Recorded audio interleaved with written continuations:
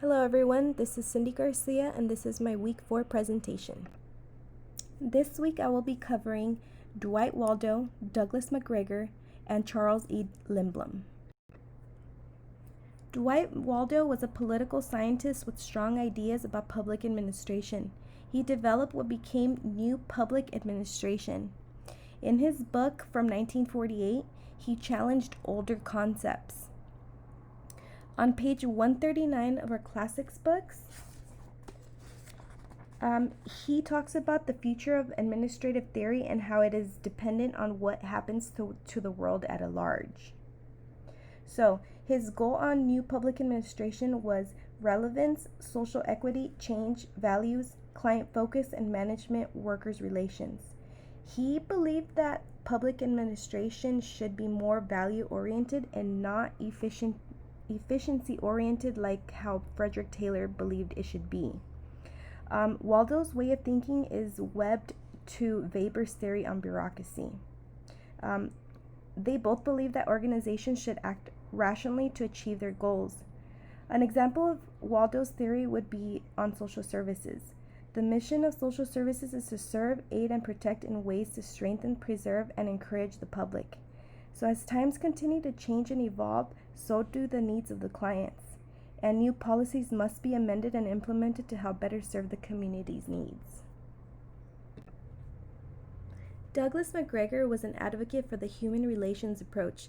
He was interested in what motivates people to work. His theory X and theory Y was based on our beliefs over our behavior. His theory X believed that the average man works as little as possible, lacks ambition, dislikes responsibility, prefers to be led, resistant to change, self-centered, and indifferent to organizational needs. Theory Y, on the other hand, considers work as a natural part of life and solve work problems. They're creative, seek responsibility, can exercise self-direction, and most importantly, believe that human beings learn under proper conditions. McGregor's theory is webbed with Maslow's hierarchy of needs. By following Maslow's theory of needs, individuals can achieve their own goals and also accomplish the goals and needs of the organization as well. So I wanted to use COVID-19 as an example for this theory. As public servants, our job is to serve the community even during these unprecedented times. With the stay-home orders, for some of us, our job duties continue. Tying this down to theory Y, our attitude towards working during these conditions is to be able to come into work and take the interest in serving our community as long as it is under the right conditions and we're given the proper equipment to be able to achieve our daily tasks.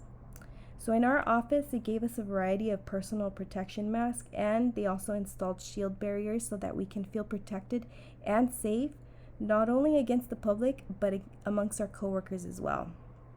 This example ties down to what McGregor discusses on page 160.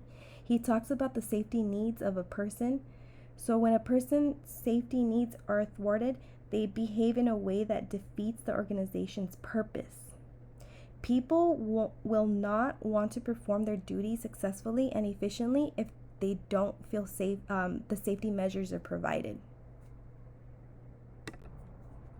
Charles E Lindbloom came up with the science of muddling through. On page 168, Lindbloom talks about what is best policy. He talks about how it is irrational for administrators to defend a policy without being able to specify what that policy is actually good for. His approach on the science of muddling through considers the risk with each policy alternatives and emphasizes on making choices that maximize values. He believed that policy change is evolutionary and not revolutionary.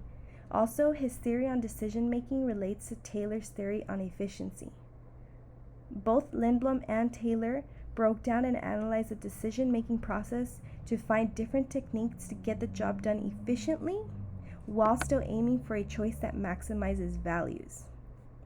An example that applies to his muddling through theory in my department would be the policy changes that we had to implement as a result of COVID-19. Small adjustments at a time were made on a day-to-day basis to avoid risk and error. Because the cases we handle have such a huge financial liability, the changes that we had to enforce were done in small increments to avoid civil lawsuits against the county. This concludes my week 4 presentation. I hope you guys enjoy the rest of your day.